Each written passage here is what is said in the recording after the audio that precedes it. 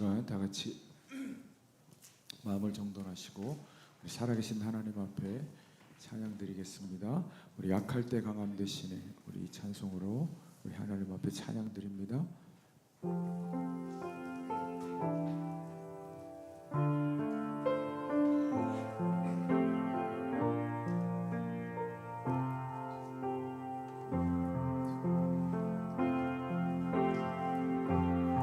약할 때 강함 되시네, 나의 보배가 되신 주 나의 모든 것. 주 안에 있는 보물을 나는 포기할 수 없네, 주 나의 모든 것. 약할 때 강함 되시네, 약할 때 강함 되시네, 나의 보배가 되신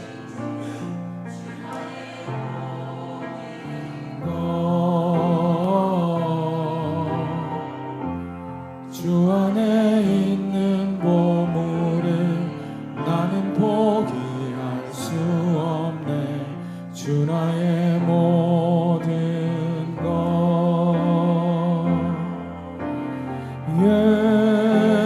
예수 어린 양 존귀한 이름,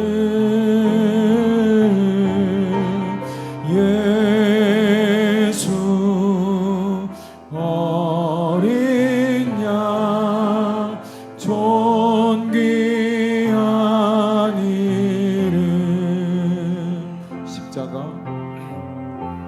십자가 죄사하셨네, 주님의 이름 찬양해, 주 나의 모든 것.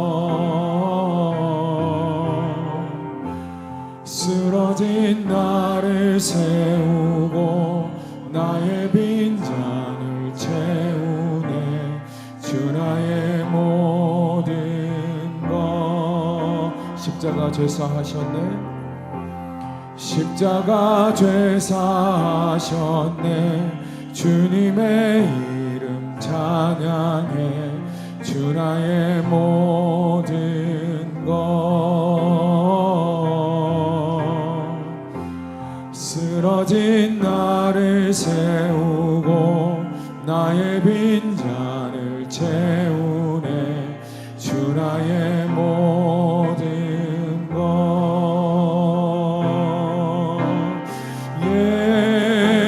예수 어린 양 존귀한 이름,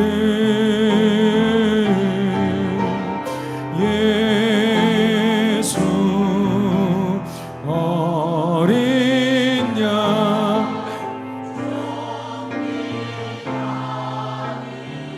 예수 어린 양, 예수 어린 양 존귀한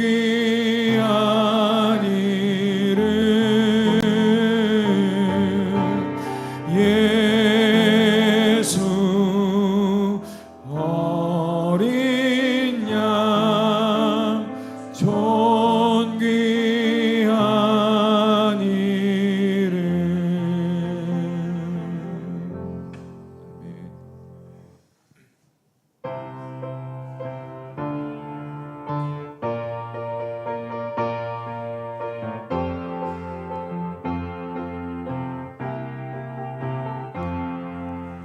나 이제 주님의 새 생명 얻은 몸, 옛것은 지나고 새 사람이로다. 그 생명 내 맘에 강같이 흐르고, 그 사랑 내게서 해같이 빛난다. 영생을 누리며 주 안에 살리라.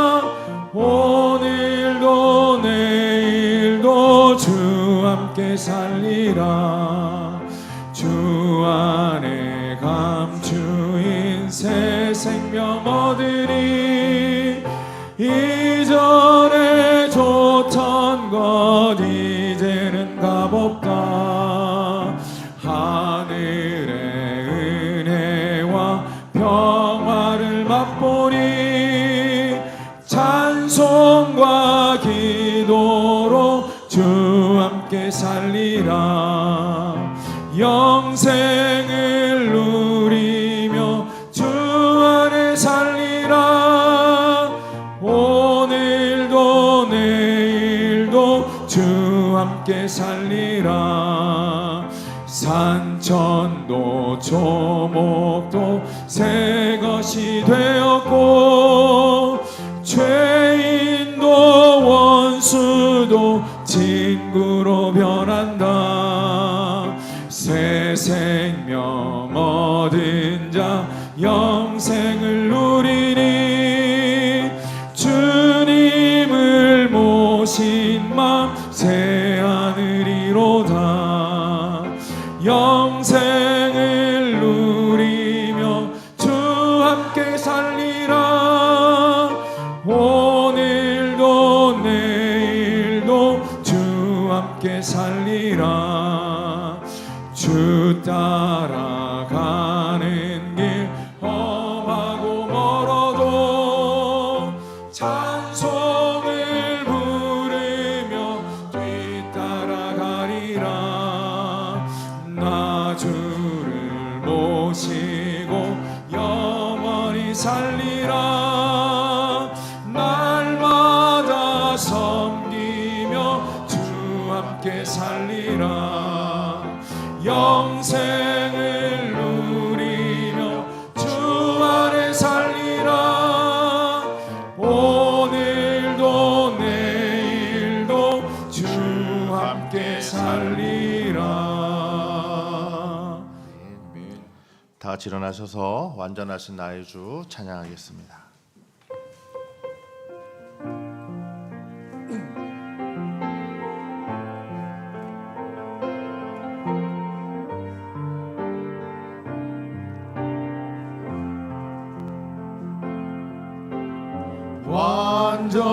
완전하신 나의 주 의의 길로 날 인도하소서. 행하신 모든 일 주님의 영광 다 경배합니다.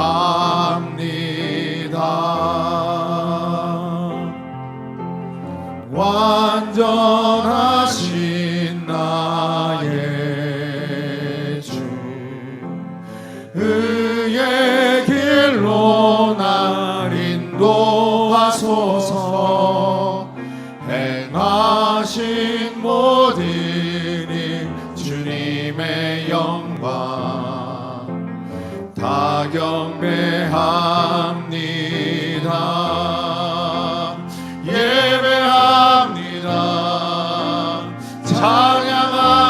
찬양합니다. 주님만 날 다스리소서. 예배합니다. 찬양합니다. 주님 홀로 높임 받으소서. 예배합니다. 찬양합니다. 주님만 날 다스리소서. 예배합니다. 찬양합니다. 주님 홀로 높임 받으소서.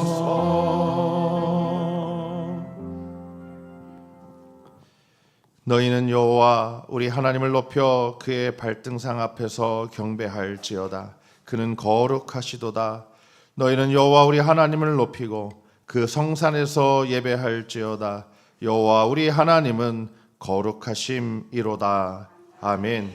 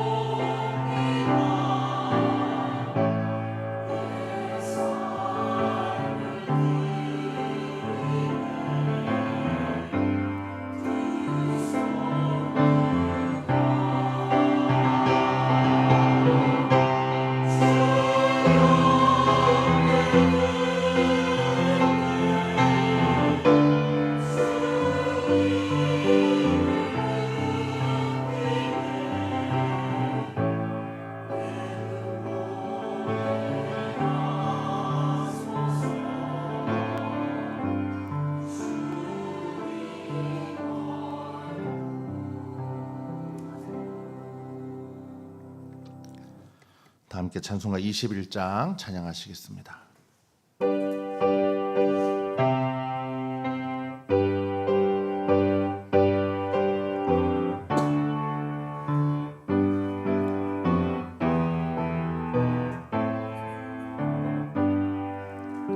다 찬양하여라 전능왕 창조의 주께 내 원하주 찬양 평강과 구원의 주님 성도들아 주 앞에 이제 나와 즐겁게 찬양하여라 다 찬양하여라 놀라운 만유의 주께 포근한 날개민들 품어주시는 주님 성도들아 주님의 뜻 아래서 내 소원 다 이루리라 다 찬양하여라 온 몸과 마음을 바쳐 이 세상 만물이 주 앞에 다 나와 찬양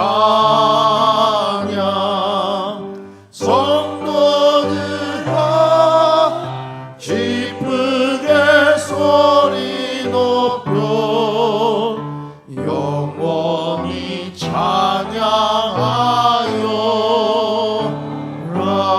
찬양하여라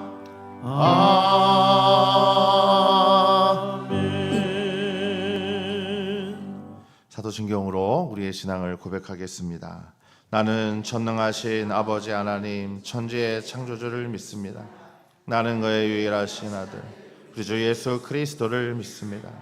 그는 성령으로 잉태되어 동정녀 마리아에게서 나시고 본디오 빌라도에게 고난을 받아 십자가에 못 박혀 죽으시고 장사된 지 사흘 만에 죽은 자 가운데서 다시 살아나셨으며 하늘에 오르시어 전능하신 아버지 하나님 우편에 앉아 계시다가 거기로부터 살아있는 자와 죽은 자를 심판하러 오십니다. 나는 성령을 믿으며 거룩한 공교회와 성도의 교제와 죄를 용서받는 것과 몸의 부활과 영생을 믿습니다. 아멘. 다 함께 자리에 앉으셔서 성시교도 가겠습니다. 교동문 58번입니다. 보라, 형제가 연합하여 동거함이 머리에 있는 보배로운 기름이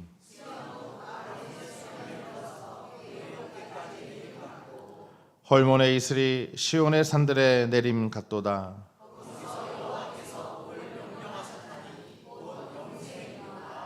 아멘.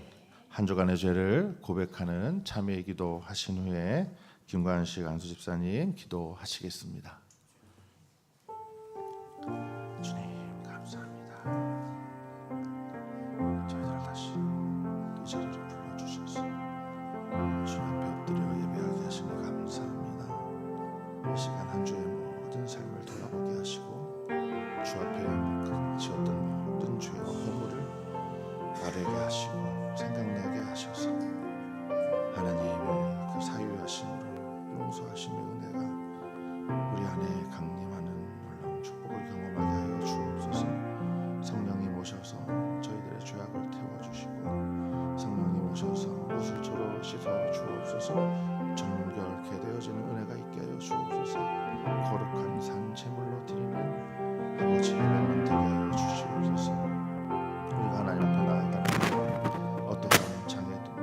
걸림돌도 없게 하여 주시고 아버지 하나님 주님의 은혜로 말미암아 기쁨으로 달려나가는 복된 예배가 되도록 하나님 도와주시고 아버지 인도하여 주옵소서. 주님 감사합니다. 은혜 베풀어 주시옵소서. 주님 함께하여 주옵소서.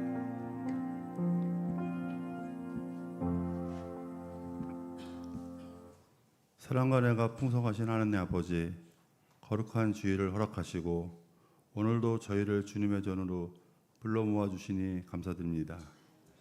지난 한 주간도 은혜 가운데 지켜주시고 선한 길로 인도하여 주신 주님의 사랑을 찬양합니다.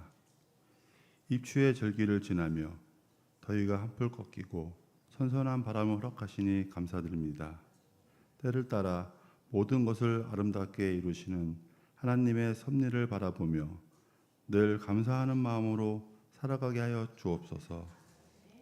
주님, 우리의 연약함과 허물을 용서하여 주시고 세상의 염려보다 하나님을 바라보게 하여 주옵소서. 주의 말씀으로 우리의 마음을 새롭게 하시고 마음에 순종하는 삶을 살아가게 하여 주옵소서. 교회학교 여름 수련회를 은혜 가운데 진행되고 잘 마치게 하심을 감사드립니다. 우리 자녀들의 마음에 심어진 말씀과 은혜가 삶 속에서 아름다운 열매로 맺게 하시고 우리의 다음 세대가 믿음 위에 굳건히 서게 하여 주옵소서. 하반기에 시작되는 제자 훈련에도 은혜를 더하여 주셔서 말씀을 배우고 그치지 않고 삶으로 실천하며 예수님을 닮아가는 참된 제자들이 되게 하여 주옵소서.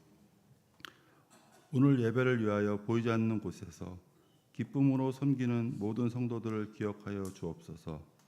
안내와 주차와 식사와 여러 모양으로 봉사하는 손길마다 건강과 기쁨을 더하시고 그들의 수고를 기쁘게 받아 주옵소서. 특별히 시온 찬양대를 축복하여 주옵소서. 모든 대원들에게 건강과 기쁨을 더하시고 찬양할 때마다 성령으로 충만하게 하셔서 드려지는 찬양을 통하여 오직 하나님만 영광 받아 주옵소서.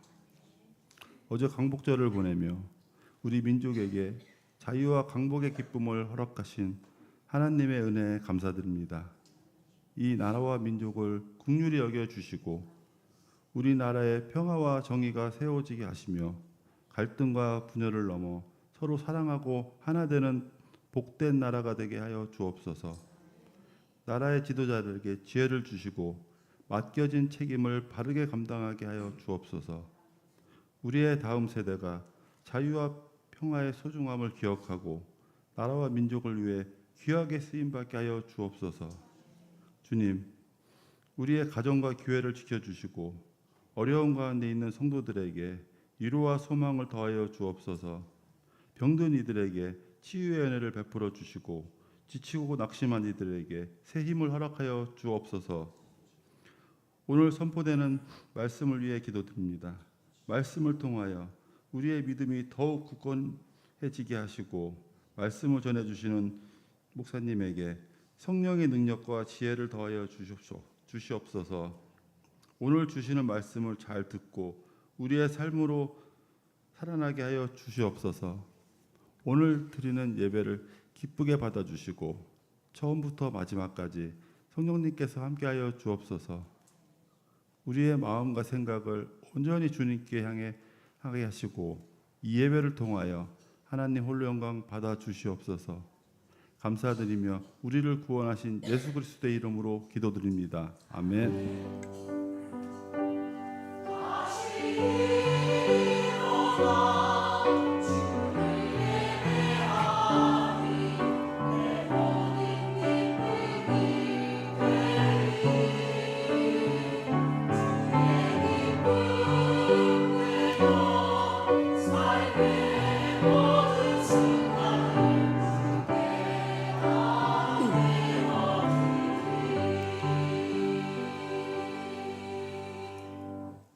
다 같이 찬송가 330장 찬양하시겠습니다.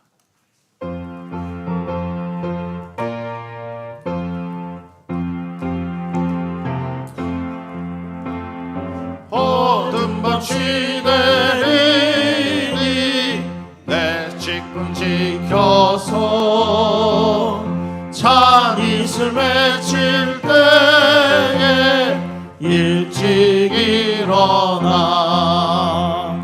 해 돋는 아침부터 힘써서 일하라. 일할 수 없는 밤이 속히 오리라.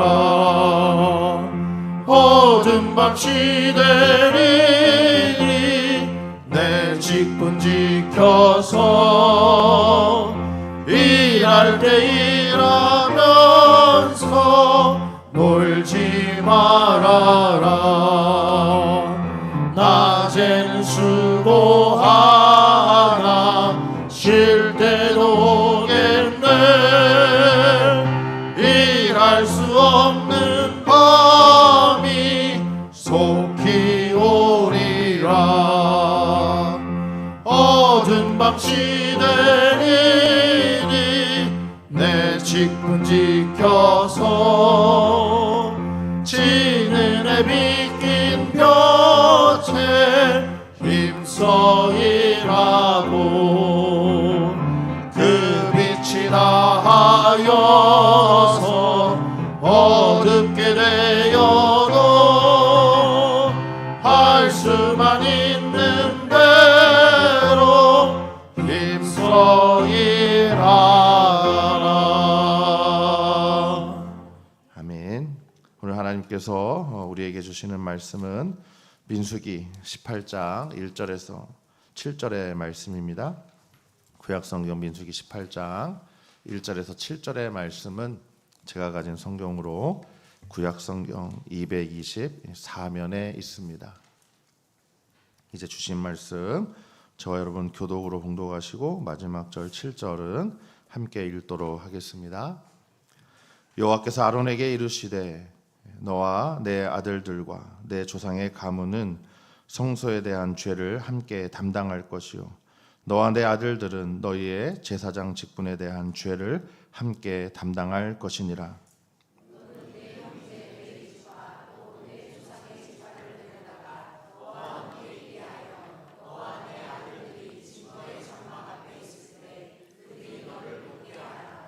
레위인은 내 직무와 장막의 모든 직무를 지키려니와 성소의 기구와 제단에는 가까이 하지 못하리니 두렵건대 그들과 너희가 죽을까 하노라.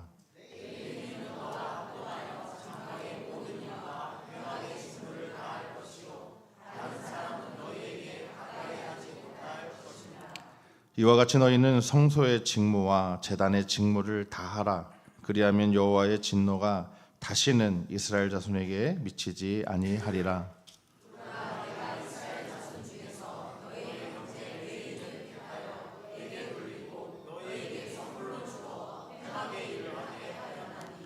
너와 내 아들들은 제단과 휘장 안의 모든 일에 대하여 제사장의 직분을 지켜 섬기라. 내가 제사장의 직분을 너희에게 선물로 주었은즉 거기 가까이 하는 외인은 죽임을 당할지니라. 아멘. 시온 찬양대 찬양해 주시겠습니다.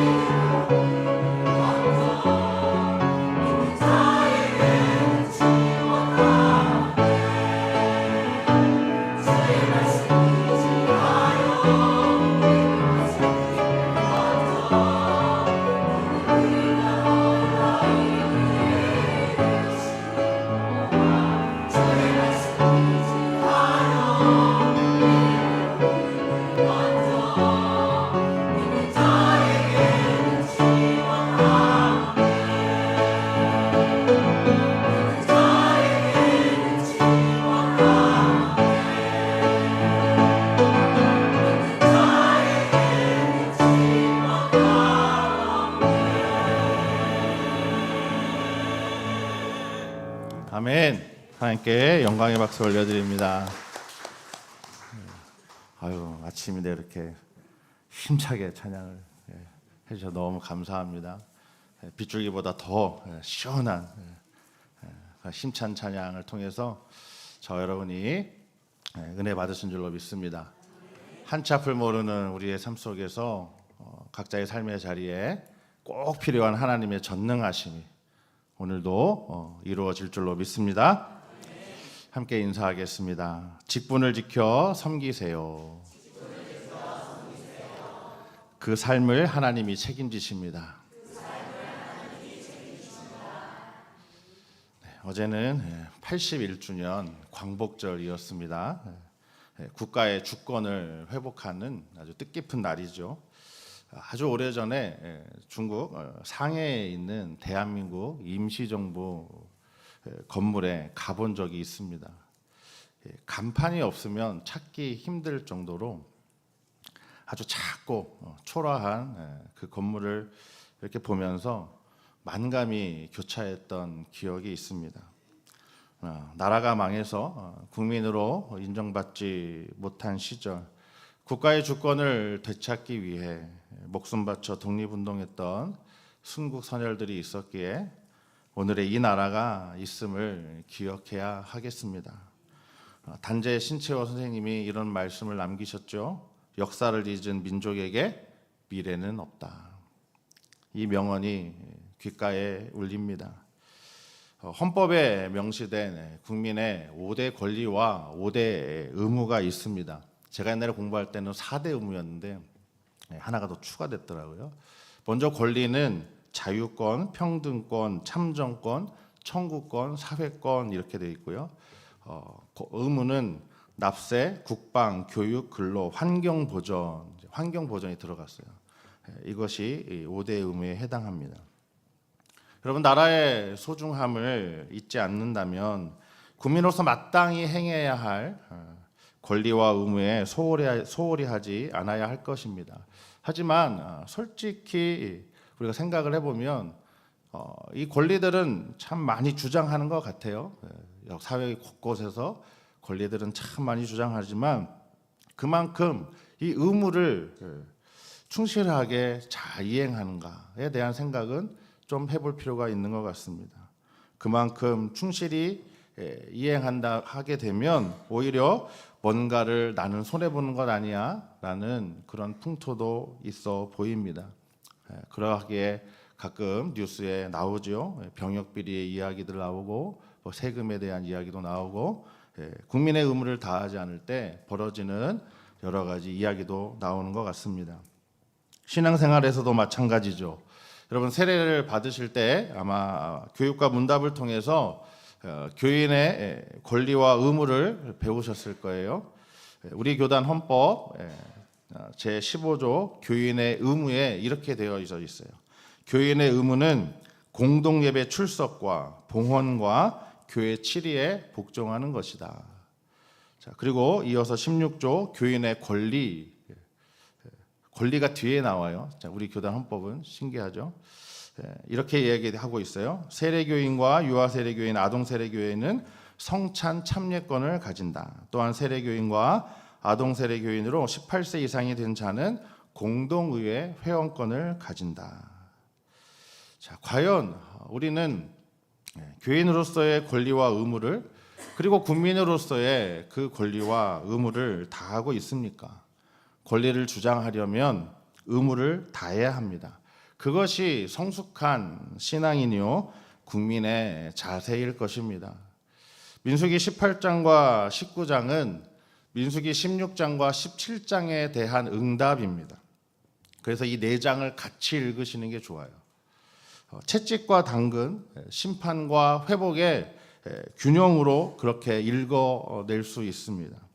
민수기 18장은 제사장과 레위인에게 주시는 말씀인데 거기에는 이렇게 이야기하세요. 직분에 따르는 책임의 중요성을 강조하고 있습니다. 이어서 민수기 19장은 일반 백성들에게 주시는 말씀들인데 한마디로 정결을 유지하는 책임을 너희가 다해야 된다 이렇게 말씀합니다. 한쪽만 강조하게 되면 필연적으로 오해와 불균형을 발생시키죠. 그래서 여러분 이전의 이야기를 기억하시는 게 중요합니다. 잊지 않으셔야 되는 거예요. 아론의 쌍난 지팡이의 이야기는 제사장직에 대한 논란의 마침표를 찍었죠. 그리고 이제 아론 자손에게는 이 제사장직이 얼마나 중요한지, 얼마나 엄중한지를 또 일깨워 주었어요. 증거계에 보관하게 하셔서 더 이상 이스라엘 백성들이 반역하지 않고 이제 원망을 그쳐서 죽지 않게 하시려고 하는 보호의 의미가 담겨 있어요. 여기서 중요한 건 보호의 의미라는 겁니다. 이 또한 하나님의 사랑이 담긴 증표로 그 아론의 쌍난 지팡이를 이해해야 한다라고 하는 거죠. 민수기 17장 12절과 13절의 말씀입니다. 같이 한번 읽어봅니다. 이스라엘 자손이 모세에게 말하여 이르되 보소서 우리는 죽게 되었나이다. 망하게 되었나이다. 다 망하게 되었나이다. 가까이 나아가는 자 곧 여호와의 성막에 가까이 나아가는 자마다 다 축사오니 우리가 다 망하여야 하리이까. 자, 여러분 이 두 절의 말씀에 뭐가 이렇게 다가오세요? 들리세요? 죽게 되었습니다. 망하게 되었습니다. 이게 강조되어져 있죠.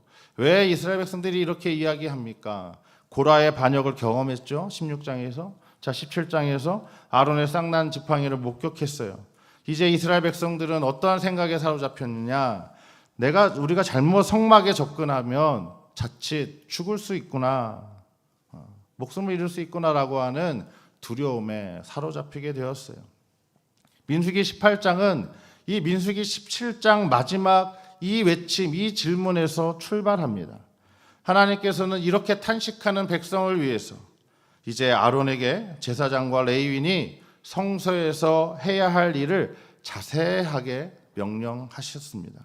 하나님이 사랑하시는 백성들이 하나님의 거룩한 현존으로 말미암아 죽지 않고 예배를 잘 드릴 수 있도록 방안을 마련해 주시는 것입니다. 바로 하나님과 백성의 사이를 제사장과 레위인이 연결하도록 그렇게 하셨어요. 언뜻 보기에는 이 연결점에 있는 제사장과 레위인은 마치 하나님의 특권을 받은 것처럼 보일 수도 있습니다. 가까이 있으니까.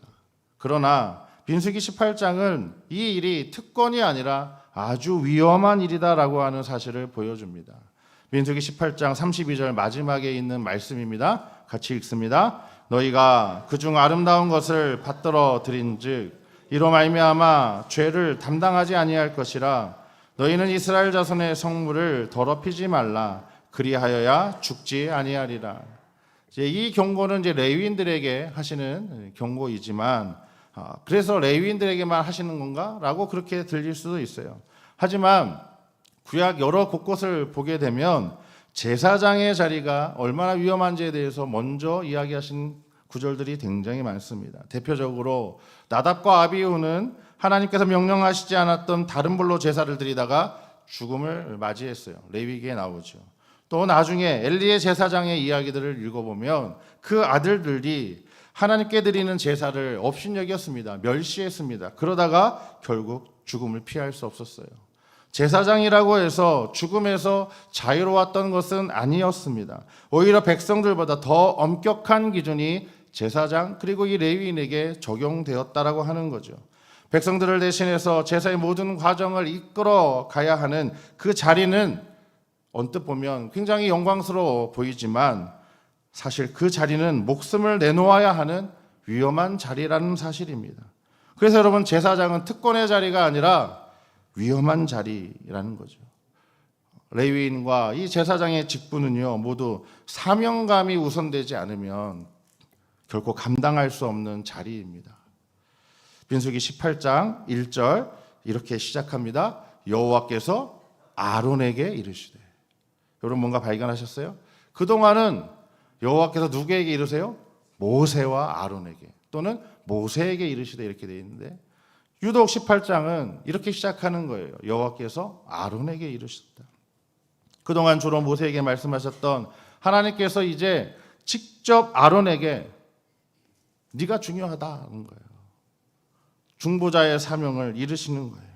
그렇다고 아론에게만 그 엄중한 책임을 다 지라고 하시지 않습니다. 처음에 그렇게 하셨던 것처럼 레위 지파 자손들과 같이 힘을 합쳐서 합동으로 이 직분을 감당하라라고 말씀하셨어요. 이것은 본래의 질서를 재확인하는 말씀이기도 합니다. 제사장과 레위 자손을 향해서 그 너희들이 갖고 있는 그 직분에 대해서 다시 한번 반복적으로 교육하시는 그러한 말씀이다. 이렇게 여기셔도 좋을 것 같습니다. 민수기 18장 4절의 상반절 말씀 같이 읽습니다.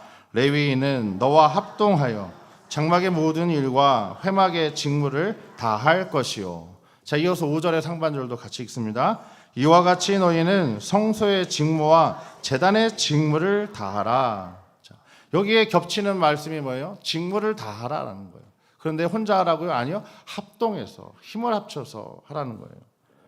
하나님께서 이제 제사장과 레위인에게 어떻게 말씀하세요? 각자 맡은 일에 충성을 다하는데 힘을 합쳐서 그 직무를 다하라라고 말하는 거예요. 자, 앞에 어떤 일들이 있었어요? 헛된 야망을 꿈꾸다가 큰일을 당했잖아요. 다시는 헛된 야망 품지 말고 이 질서를 벗어나서 명령하시지 않는 것 임의대로 그렇게 행하지 말라라고 다시 한번 주의를 당부하고 계시는 겁니다. 여러분, 충실한 섬김은 이스라엘 자손에게 복이 돼요. 그러나 반대로 그렇게 충실하게 섬기지 않고 만약 이들이 불순종하고 분열하고 게으르게 되면 이스라엘 자손에게 불행을 가져다 주는 겁니다. 직분과 관련해서 중요한 것은 성소를 책임지라고 하는 명령입니다. 만약 제사장 자신이 성소에서 행해야 할 일에 대해서 만약에 소홀하거나 부주의하게 된다면 그 죄에 대한 책임을 어떻게 해요? 자신이 져야 한다라고 그렇게 분명하게 말씀하고 있어요. 더 나아가서 이것은 백성들에 대한 책임까지도 포함합니다. 그냥 제사장, 레위인 거기서 끝나는 게 아니에요. 어떻게 돼요? 그것이 일반 백성에게도 그 영향을 미친다라고 분명하게 말씀하세요. 제사장은 백성들이 성소에 나와서 하나님의 용서와 은혜를 구하고 하나님 가까이 섬기도록 그들을 교훈하고 가르쳐야 하는 책임이 있었어요. 그 책임과 역할을 다하지 못하면 제사장은 어떻게 해요? 그 책임을 백성들과 함께 져야 한다는 거예요. 이런 거죠. 나는 잘했는데 백성들이 안 해요. 했는데 나는 책임 없어요. 그러면 안 된다는 거예요. 최종 책임은 누가 지는 거예요? 제사장이 지는 거예요. 레위인이 함께 지는 거예요. 일반 백성들의 뭔가 문제가 있어요. 그들이 하나님을 잘 따르지 않아요? 그러면 아이고 쟤네들의 신앙이 저래서 그렇구나. 그렇게 놔두는 게 아니라는 거예요. 누가 먼저 그 책임을 통감해야 된다고요? 제사장과 레위 자손이 그 책임을 통감하고 그들이 하나님께 더 가까이 나오도록 어떻게 해요? 격려하고 권면하고 가르쳐야 한다는 말씀입니다. 제사장은 자신의 경건뿐만이 아니라 백성들의 영적 건강에도 깊숙하게 관계되어 있다라는 얘기죠. 따라서 백성들은 제사장의 섬김과 수고를 귀히 여겨야 합니다.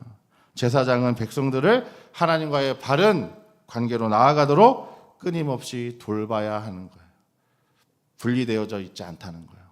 연결되어 있는 운명 공동체라는 뜻이겠죠. 자, 민수기 18장 6절 하반절에 있는 말씀입니다. 같이 읽을까요? 너희에게 선물로 주어 회막의 일을 하게 하였나니. 자, 7절 하반절의 말씀입니다. 내가 제사장의 직분을 너희에게 선물로 주었은즉. 자, 여러분 이 두 구절에서 반복되는 단어가 있어요. 뭐예요? 선물이라는 단어예요. 직분은 뭐라고요? 하나님께서 우리에게 허락하신 선물입니다. 더 나아가 하나님께서 공동체를, 이스라엘 공동체를 세우시기 위한 선물이죠. 오늘날로 적용하면 교회를 세우시기 위한 선물이라는 거예요. 자기 이익을 위한 자리도가 아닙니다. 하나님의 권위를 이용해서 자기가 높아지려고 하는 자리도 아닙니다. 섬기는 자리입니다. 협력하고 마음 같이 해서 주님 세우신 그 공동체 교회를 올바로 세우도록 주신 선물이라는 거예요. 사람의 노력으로 얻은 것이 아니에요. 내가 뭘 잘해서 얻은 게 아닙니다. 신분이나 명성으로 차지한 것도 아닙니다. 오직 하나님의 선물이요 은혜인 줄로 믿습니다. 그러니 어떤 태도를 가져야 돼요? 주장하는 자세를 가지면 안 돼요. 내 것인 마냥. 또 권위적인 자세를 가지면 안 돼요. 무슨 마치 내가 원래 그런 것처럼.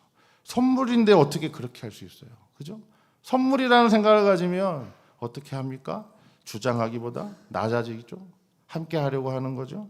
권위적인 자세, 고압적인 자세로 막 이렇게 지시하지 않게 됩니다. 여러분, 선물을 받았는데도 귀히 여기지 않는다면 그 선물을 준 사람의 호의와 성의를 무시하는 게 되는 거죠. 그렇지 않을까요? 그러니 여러분, 이 주신 제사장들에게는 이렇게 말씀하시는 거예요. 그 직분을 귀히 여기고 존중하고 그 허락하신 직분을 유익하게 사용하라고 말씀하시는 겁니다. 결국 제사장과 레위인 그리고 이스라엘 백성은 상호 도움을 받는 관계입니다. 그리고 서로 존중하는 관계입니다. 직분을 이렇게 이해할 때 모두가 청지기로서의 정체성을 잃지 않게 되는 거예요. 청지기는 자기의 뜻이 아니라 누구의 뜻대로요? 주인의 뜻에 따라 행동하는 사람이기에 그렇습니다. 이 사실을 오늘날 1차적으로 교회 내에 적용해 본다면 직분에 따라서 이렇게 설명할 수 있죠. 제사장과 레위인은 곧 세움을 받은 직분자들이니 교회에 여러분 세움받은 직분자들을 생각해 보시면 돼요. 목회자가 있겠죠. 또 장로, 안수집사, 권사 그리고 집사들이 있어요. 자, 이 통칭 다 뭐라고 얘기합니까? 재직이라고 부릅니다. 재직. 자, 재직 제가 교육할 때마다 하는 얘기인데 재직은 바로 교회의 뭐예요? 주인이에요? 직원이에요. 다 따라해 봅니다. 재직은 교회의 직원이다. 사장은 누구예요, 그러면? 네, 주님이시죠. 하나님이시고 예수님이시죠. 사장님이 원하는 대로 해야지, 직원이. 그렇죠? 심우하는 동안은 여러분 명예직이 아니라 맡은 바 책임을 충실하게 다해야 하는 겁니다. 그 다음으로 이제 이것을 구약의 관점이 아니라 신약의 관점으로 다시 또 옮겨서 생각해 본다면 예수님 오심으로 인해서 이제 그리스도인은 다 뭐가 되었냐면 제사장이 되었어요. 자, 베드로전서 2장 9절 상반절 같이 읽습니다. 그러나 너희는 택하신 족속이요 왕 같은 제사장들이요 거룩한 나라요 그의 소유가 된 백성이니. 자, 여기에서 종교개혁 이후에 통해서 어떤 교리가 나왔냐? 이 구절을 가지고 이제 우리 개신교는 만인 제사장의 교리를 그렇게 갖게 되었습니다. 그래서 옛날에는 사제들에게만 있었던 그 권리, 그것이 아니라 이제 모두가 다, 그리스도인이라면 모두가 다 이 세상에서 이렇게 제사장의 역할을 해야 된다라고 하는 것을 우리가 깨닫게 되었죠. 자, 이 세상에서 그렇다면 저와 여러분 뭘 하셔야 돼요? 믿지 않은 이들과 비그리스도인 사이에서 어떤 역할을 감당해야 된다고요? 제사장의 사명을 감당해야 한다는 겁니다. 하나님과 멀어진 이 세상과 하나님과 멀어진 사람들과의 다리가 되어야 되는 거예요. 연결 통로가 되어야 한다는 겁니다. 제가 휴가 다녀왔더니 딱 보시고 얼굴이 많이 탔네요 그러시더라고요. 네. 선크림을 잘 안 발라서 탔는데 제가 남해를 갔다 왔어요. 남해 섬이잖아요. 그런데 요즘에는 하도 교통이 잘 돼 있어가지고 들어가는데 뭐가 놓여져 있을까요? 다리가 놓여져 있어요. 그런 생각을 했어요. 이 다리가 아니라면 어떻게 해야 돼요? 배들 타고 출렁출렁하고 들어가고 얼마나 힘들까? 수고롭고 번거로울까? 이 다리가 얼마나 감사한지 깨닫게 되었어요. 제사장은 뭐라고요? 이 세상과 하나님을 연결하는 다리입니다. 하나님은 백성들의 탄식과 부르짖음 들으시고 반응하셨습니다. 그 공동체는 그런데 여러분 아시는 것처럼 하나님에게 등을 돌렸던 사람들이에요. 16장, 17장의 이야기를 아시잖아요. 하지만 하나님께서는 여전히 그 백성들을 향해서 그 사랑을 멈추지 않으셨다는 겁니다. 사랑하셔요. 그리고 그 백성들을 죽음의 공포에서 벗어나게 하시고 친히 택하신 제사장과 레위인이 그 성소의 일을 잘 감당하기를 원하셨어요. 그래서 직무를 다시 주신 겁니다. 하나님의 우선순위에 누가 있습니까? 바로 언제나 하나님이 사랑하시는 그 백성, 하나님을 따르는 성도가 있다라는 사실을 잊지 마시기 바랍니다. 제사장과 레위인이 하나님과 백성 사이를 연결하는 그 책임을 어떻게 해요? 목숨 걸고 해야 한다면 이제 성도 일반 백성들은 어떻게 해야 할까요? 그 제사장과 레위인의 삶을 책임져야 하는 의무가 있었습니다. 바로 성물과 11조를 통해서 그 의무를 다하라 말씀하세요. 제사장이 받는 복, 레위인이 받는 보수는 그들이 수행하는 영적 사역에 대한 이스라엘 백성의 지원을 설명하고 있습니다.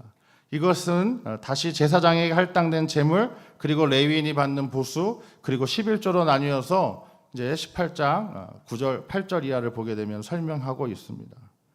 그리고서 마지막으로 제사장에게 드리는 레위인의 11조에 대한 규정이 나옵니다. 자, 먼저 제사장과는 영원한 규례인 소금 언약을 이렇게 하나님께서 맺어 주십니다. 민수기 18장 19절 같이 읽어봅니다. 이스라엘 자손이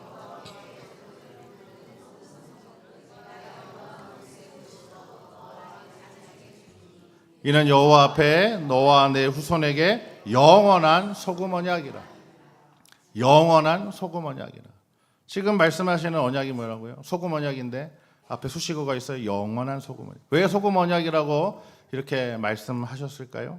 소금은 생명을 유지하는데 필수적이죠. 소금은 부패를 방지합니다. 정결을 유지하게 합니다. 가장 먼저 제사장이 정결을 지켜야 했기에 그래서 가장 좋은 부분을 몫으로 주셨어요. 특권이 아니라 가장 위험한 일을 감당해야 하기 때문에 그렇게 하신 겁니다. 여러분, 만약에 소금이 짠맛을 잃으면 소금이라고 부를 수 있습니까? 부를 수 없죠. 또 변하지 않는 것은 소금이 갖고 있는 가장 중요한 특성이죠. 변하지 않는다. 이 세상의 모든 것은 변하죠. 그런데 변하지 않는 건 뭘 말해요? 영원하다는 것을 말합니다. 자, 그래서 이 변하지 않는다라고 하는 특성은 상황을 초월하는 영원성의 의미고, 이 소금 언약의 최종적인 의미, 이 언약은 변치 않을 것이다 라고 하는 거예요. 하나님이 정해주신 규례대로 살아갈 때 변하지 않는 하나님의 사랑과 은혜를 누리게 될 것이다 라고 그렇게 약속하고 계시는 겁니다. 제사장은 공동체의 정결에 있어서 최후의 보루가 되어야 합니다. 그 긴장된 엄중한 책임 감당하도록 변하지 않는 약속을 해주셨던 거예요. 충실히 책임을 다하면 그 삶은 이제 하나님께서 책임져 주신다는 뜻이고요. 그리고 그 약속은 영원하다라고 하는 뜻입니다. 그 약속을, 영원한 약속을 이스라엘 백성들이 자꾸 의심했기 때문에 하나님은 계속해서 영원해라고 말해도 그 듣는 이들이 자꾸 의심했기 때문에 문제가 발생했던 겁니다. 이 언약에서 제사장은 하나님께 거제로 드렸던 모든 성물을 몫으로 받습니다. 8절의 말씀을 보면 이스라엘 자손이 거룩하게 한 모든 헌물인 거제물을 주관하고 영구한 몫의 음식으로 주셨다라고 되어져 있어요. 응당 받아야 할 마땅한 수고의 보수가 아니라 헌신을 귀히 보시고 주시는 선물의 관점이 우선되어야 한다라고 하는 뜻을 여기에서 우리는 깨달아야 하겠습니다. 그러니 누굴 바라봐야 됩니까? 선물을 주시는 분을 먼저 바라봐야 됩니다. 성물의 마음 뺏기는 게 아니라 그것을 주시는 하나님을 바라보아야 한다는 거죠. 다음으로 레위인의 분깃과 기업은 이스라엘이 드리는 11조를 통해서 허락하셨습니다.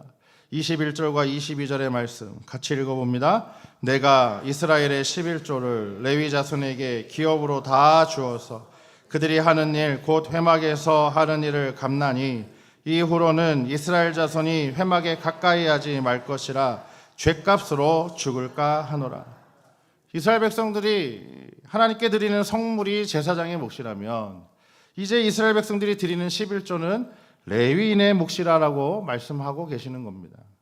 레위인이 이스라엘 백성을 대신해서 회막 봉사를 한 자연스러운 대가이죠. 레위 지파에게는 나중에 보시면 알겠지만 땅을 기업으로 주시지 않습니다. 이제 나중에 여호수아서를 보게 되면 기업으로 분배할 때 땅을 받지 않아요.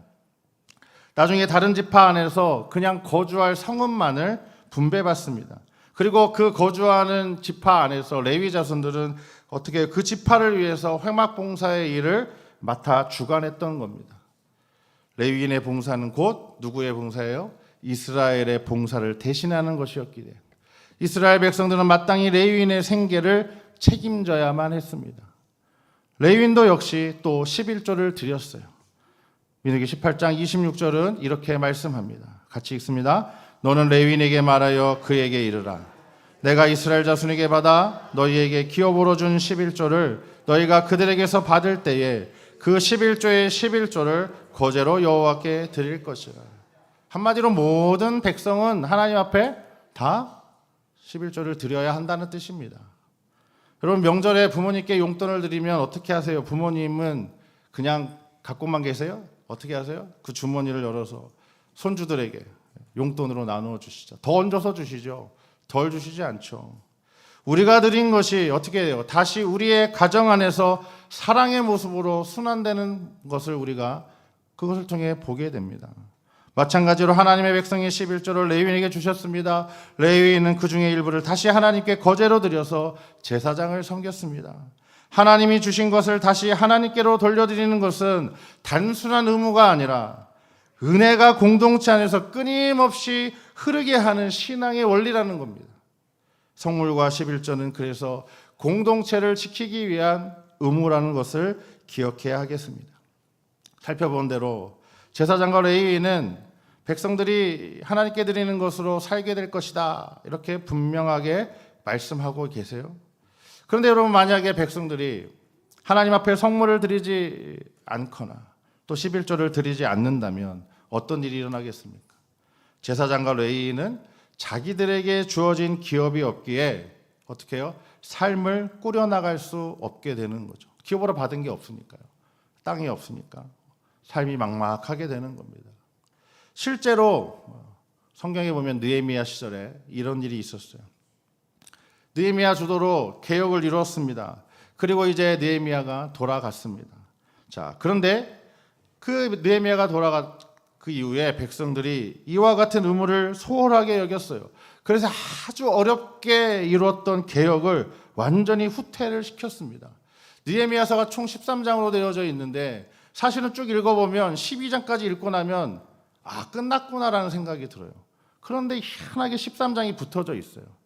그 13장이 너무 중요해요. 그래서 완벽한 드라마, 그런데 한 장을 더 붙여서 왜 이런 얘기를 할까? 느헤미야 13장은 성벽 봉헌식을 한 다음에 10년의 세월이 흐른 뒤에 상황을 이야기하기에 그렇습니다. 딱 맞췄어요? 그러면 쭉 잘 가야죠. 그렇죠? 쭉 그대로 가야 되는데 그렇지 못했다는 겁니다. 12년에 걸쳐서 성벽을 재건하고 백성들을 성읍에 알맞게 거주하게 했고 신앙 공동체를 완전히 회복시켰어요. 이제 12장까지 읽어보면 너무 기뻐요. 일상의 삶이 하나님 중심으로 이루어지고 이제 잃어버렸던 거룩한 백성의 모습을 갖춰 나갔습니다. 그래서 느헤미야가 너무 기뻐서 이제 됐구나 생각하고 이제 자기에게 주어진 임기를 마치고 이제 다시 기쁜 마음을 가지고 바사로 돌아갔습니다. 그런데 10년이 지난 뒤 느헤미야가 다시 돌아왔는데 깜짝 놀랐어요. 지도자와 백성은 그동안 율법을 전혀 지키지 않았습니다. 공동체는 예전처럼 타락과 무질서한 상태로 되돌아가 버렸기에 그렇습니다. 그 중에 한 가지가, 세 가지 이야기가 나오는데 그 중에 한 가지가 뭐냐면 바로 성전이 마비되었어요. 성전에서 예배가 제대로 이루어지지 않았다라고 하는 겁니다. 멈춰버렸습니다. 느헤미야 13장 10절에서 12절의 말씀 같이 읽어봅니다. 시작. 내가 또 알아본즉 레위 사람들이 밭을 몫을 주지 아니하였으므로 그 직무를 행하는 레위 사람들과 노래하는 자들이 각각 자기 밭으로 도망하였기로 내가 모든 민장들을 꾸짖어 이르기를 하나님의 전이 어찌하여 버림바 되었느냐 하고 곧 레위 사람을 불러 모아 다시 제자리에 세웠더니 이에 온 유다가 곡식과 새 포도주와 기름의 11조를 가져다가 곳간에 드림으로 뭐라고 되어 있습니까? 하나님의 전이 버림바 되었다라고 말합니다. 다시 회복시킵니다. 느헤미야가 돌아가자 어떤 일이 일어난 것입니까? 느헤미야의 개혁에 반대했던 제사장의 일부가 이제 이것을 또 반대했던 정치적인 세력들이 있었어요. 적대 세력인 산발락과 도비아라고 하는 그 도비아 일당의 힘을 빌리고자 하나님께 드린 헌물을 가로챘어요. 그래서 그 성전에 엉뚱하게 도비아를 위한 방을 만들어 놓고 그 헌물을 죄다 거기로 옮겨 놓습니다. 다. 그래서 누가 가져가게 해요? 도비아가 가져가게 했어요. 그러니 어떤 일이 발생한 겁니까? 레위인에게 가야 할 몫이 엉뚱한 곳으로 간 거예요. 도비아에게로 가버렸어요. 그러니 일을 한 백성들이 헌물을 하겠습니까? 하지 않겠습니까? 할 리가 만무하죠. 그렇죠? 하나님께로 분명히 드렸는데 그것이 엉뚱한 사람, 오히려 이것을 방해했던 사람들에게 가고 있으니 말이 안 되지 않습니까? 멈춰버린 거예요. 느헤미야가 이것을 알았어요. 오자마자 성전 방을 정결하게 합니다. 다 치워버립니다. 그리고 나서 오늘 말씀처럼 우리가 읽은 말씀처럼 레위인들을 다시 본래의 직무에 복귀시켰습니다. 그리고 나아가서 재발 방지를 위해서 아예 위원회를 만들어 버립니다. 재정 상설위원회를 만들어서 이제 아주 충직한 사람들을 거기에 세워서 못된 짓 못하도록, 나쁜 짓 못하도록 그렇게 했어요. 여러분, 성경은 제사장의 영적 타락을 숨기지 않습니다. 구약에는 이런 부작용이 분명히 있다라고 하는 것도 우리에게 보여줍니다. 오늘날도 이와 같은 잘못된 일들이 심심치 않게 나타납니다. 그래서 교회 밖의 사람들, 그리고 심지어 교회 안에서도 사람들이 헌금과 11조에 대해서 부정적인 시선을 나타냅니다. 마땅히 그 시선을 이해하고 이런 부작용을 줄여나가야 합니다. 하지만 거기까지만 생각하시면 안 돼요. 하지만 어떤 것도 생각하셔야 되냐면 이런 문제들이 우리의 마땅한 의무와 본질을 곡해하게 해서는 안 된다라고 하는 거예요. 울고 싶은데 옆에서 뺨을 때려주는 것처럼 책임과 의무를 다하고 싶지 않은데 좋은 핑계거리를 찾은 것처럼 그렇게 행동한다는 것은 곤란하다는 뜻입니다. 민수기 18장은 제사장과 레위인에게 먼저 직분을 지켜 섬길 것을 명령했습니다. 잘 하라는 거예요. 내가 너에게 명령한 대로 최선을 다해서 목숨 걸고 잘 지켜 행하라. 그러면 공동체를 통해서 그 삶을 하나님께서 책임져 주실 것이라 그렇게 말씀해 주고 계십니다. 역시 뭐가 중요해요? 순서가 중요한 거예요. 순서가 중요합니다. 그래서 하나님은 이런 부탁을 하고 계시는지도 모르겠어요. 다 함께 우리 민수기 18장 20절의 말씀 같이 한번 내게 주시는 말씀으로 한번 읽어봅니다. 시작. 여호와께서 또 아론에게 이르시되 너는 이스라엘 자손의 땅에 기업도 없겠고 그들 중에 아무 분깃도 없을 것이나 내가 이스라엘 자손 중에 내 분깃이요 내 기업이니라. 아멘. 누가요? 하나님이 너의 분깃이고 너의 기업이다. 땅이 아니라고 말합니다. 하나님이 우리의 기업이 되신다라고 말합니다. 맡은 바 직분을 충실하게 지켜 섬기고 하나님께 성물과 11조를 드리며 세우신 질서 안에서 공동체를 유지해 나아가는 이 모든 일은 여호와 하나님께서 우리의 분깃이고 기업이 되심을 배우는 데 있다는 것을 잊지 마시기 바랍니다. 이 땅에 저와 여러분을 제사장으로 보내셨어요. 하나님만을 신뢰하는 법을 먼저 배우는 훈련을 하라고 말씀하시는 겁니다. 그래서 이 땅의 중보자가 되어서 연결다리가 되어서 그렇게 많은 사람들을 다시 주님께로 돌아오게 하는 그 책임과 의무를 다하라고 주님 오늘 저와 여러분에게 말씀하십니다.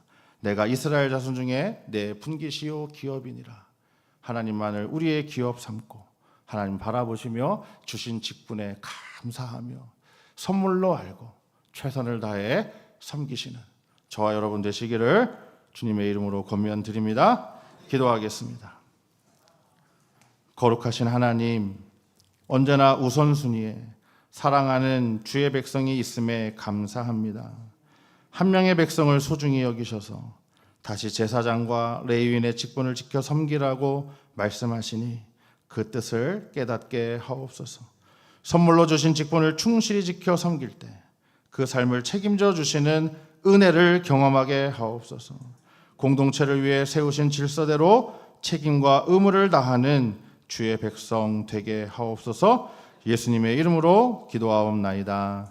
아멘. 다 함께 찬송가 50장 2절 찬양하며 봉헌하겠습니다.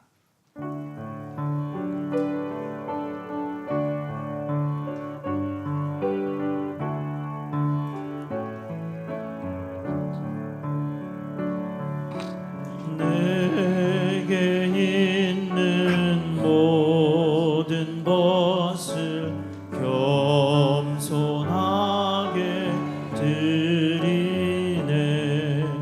세상 욕심 멀리하니 나를 받아 주소서.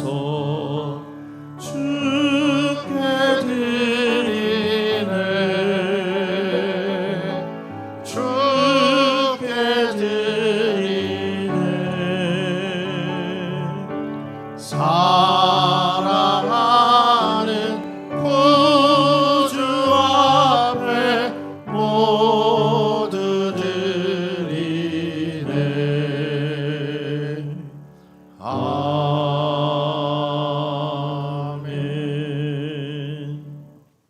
사랑의 하나님, 한 주간 주님의 도움과 능력으로 삶에 막힌 출구를 열게 하시니 감사합니다. 81주년 광복의 은혜를 기억하며 예배의 자리로 나옵니다. 온 마음과 정성 담아 예물 드리오니 기쁘게 받아주시고 드린 예물 통하여 주의 영광 나타나게 하옵소서. 자원하는 심령마다 복 주시고 사랑의 수고와 헌신을 통해 주시는 기쁨 알게 하옵소서. 주인의 마음을 시원하게 하는 얼음 냉수와 같은 충성된 주의 일꾼 되게 하옵소서. 예수님의 이름으로 봉헌기도 드립니다. 아멘.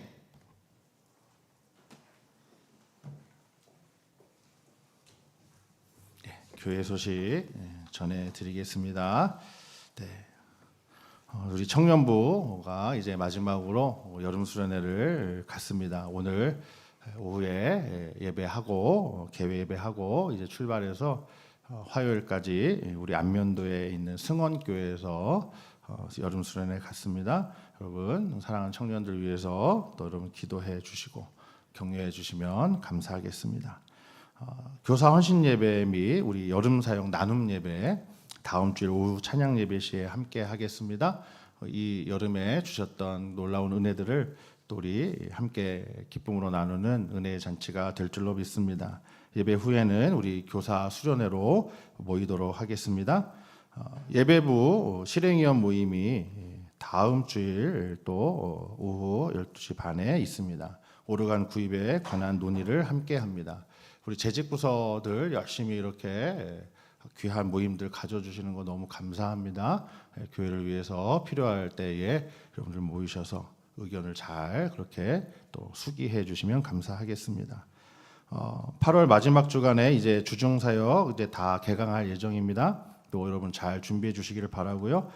센싱 아기 놀이터 시즌 네 번째 시즌 이제 개강을 합니다. 9월 5일부터 11월 7일까지 8주의 과정, 중간에 연휴가 2번 있어서 총 10주간이 되겠지만 8주 과정으로 토요일 오전 10시 반에 그렇게 진행됩니다. 자세한 내용은 또 비치된 홍보물을 참조해 주시기 바랍니다.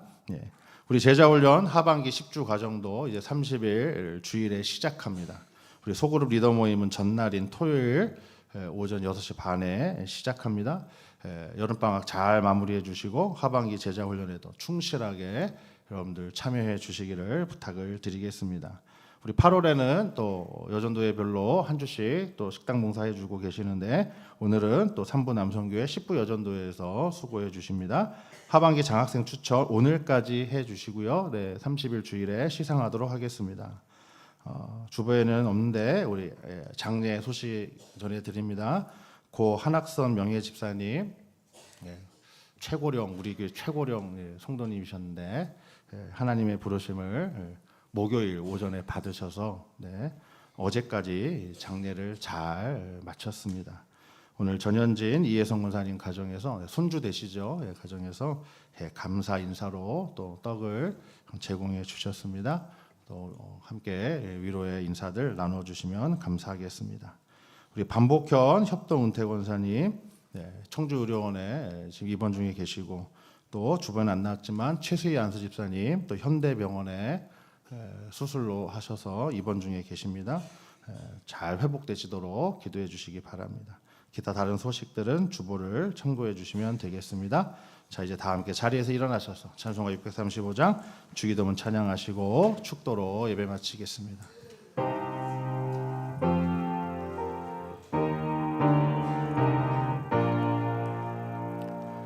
하늘에 계신 아버지 이름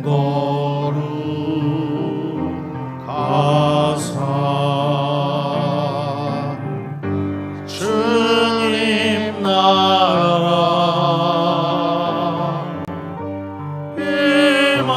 임하시고 뜻이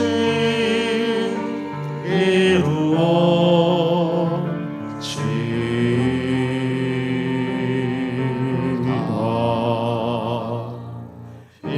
일용할 양식 주시고 우리들의 큰 죄 다 용서하시고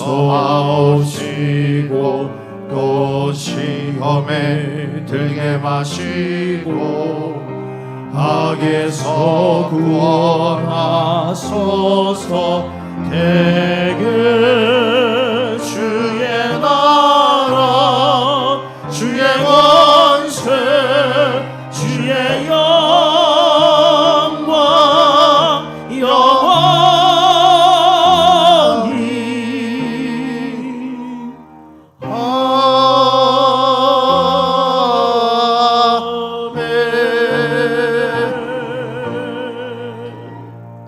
아멘. 주님, 경건에 이르도록 연단하여 주옵소서. 하나님의 우선순위에 언제나 사랑하는 주의 백성이 있음을 알게 하옵소서. 맡겨주신 직분이 선물인 줄 알고 충실히 지켜 섬기게 하옵소서. 서로에게 부여한 책임과 의무를 다하여 공동체를 세우게 하옵소서.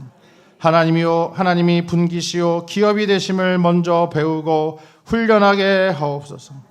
치유의 하나님, 이 시간 몸과 마음이 고통 가운데 있는 환우들을 긍휼히 여기시고 치료의 광선을 비추셔 회복시켜 주시옵소서. 율로하신 어버이를 향한 자녀들의 기도와 사랑하는 자녀를 향한 부모님의 간절한 기도를 기억해 주시고 믿음과 사랑 가득한 주의 가정 되게 하옵소서. 광복 81주년을 맞이한 이 나라를 긍휼히 여기사 복음으로 새롭게 하옵소서. 전쟁과 재해로 고통받는 세상을 구원하여 주옵소서. 하나님을 기쁘시게 사람을 행복하게 세상을 아름답게 만드는 교회 되게 하여 주시옵소서.